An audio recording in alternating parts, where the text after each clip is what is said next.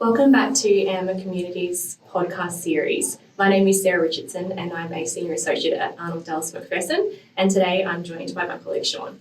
Hi Sarah, my name is Sean Marcus. I'm a partner of Arnold Dallas McPherson. Thanks for having me. Sean, in the last couple of episodes we've introduced the Transport Accident Commission and as an organisation and the TAC as a scheme, and we've also gone through how someone might go about lodging a TAC claim. Today, we want to turn the conversation to what the potential entitlements might be for an individual who has lodged a TAC claim. So we generally talk about them in two components, being no-fault benefits and common law claims. So we'll focus today on the first two entitlements under the no-fault scheme. Can you talk to the first entitlement that someone might usually have correspondence with the TAC once their claim has been lodged and gone through the lodgement process? Thanks, Sarah. Yes, so soon after lodging a claimant will start receiving emails and letters from the TAC setting out the first entitlement, which is what's known as loss of earning capacity benefits. And that's for somebody who's suffered injury which prevents them going to their normal job. And those injuries are set out in a document called a certificate of capacity, which is a medical certificate from a doctor, and it need not be any in particular. It could be your own GP or a hospital, that sets out what injuries prevent somebody doing their normal work. And usually that certificate of capacity lasts for around 28 days. And the TAC does sort of split those types of entitlements into two areas. They describe them as loss of earnings payments and then loss of earnings capacity payments. So the first one being LOE payments, there is a cap on how long they paid for. Can you talk to that? Correct. So there's two caps. There's one being a claimant is entitled to receive approximately 80% of their wage. And secondly, that wage lasts for a period of 18 months. Thereafter, a second entitlement is potentially available to somebody who still has an incapacity to work, and that's known as loss of earning capacity. And that does cap out too?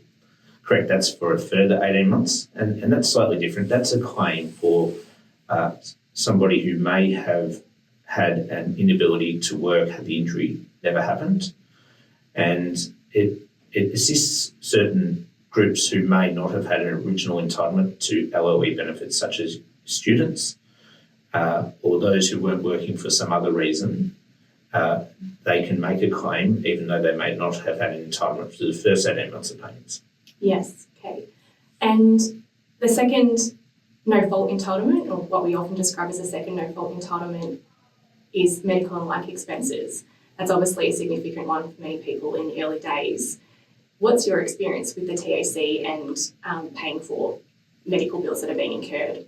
So the TAC are a very good organisation at trying to pay for important medical bills, and often they are very front-ended. So somebody who soon after an incident may require extensive treatment, such as surgery, hospital treatment, allied health, such as physio or other types of rehab services.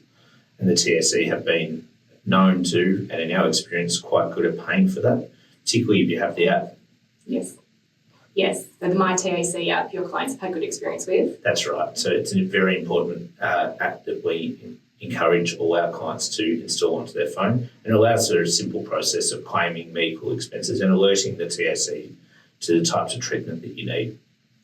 And if individuals have any problems accessing entitlements to medical expenses, so in my experience, it does, sort of as the claim progresses, get a little bit more difficult sometimes to make applications. What would you suggest the client does? It's always important to raise those issues with your lawyer. There are certain escalations that a lawyer knows that aren't easy to find on the TAC website. It's also important, a lawyer might be able to explain the types of different services that in their experience they have seen provided by the TAC, and sometimes they aren't completely obvious, such as home help, gardening services, rehab such as gym or pool expenses, which will assist in the long-term recovery. Yeah, absolutely. I guess not everyone is suggested to go out and find those services, but they are available with support from the TAC. Correct.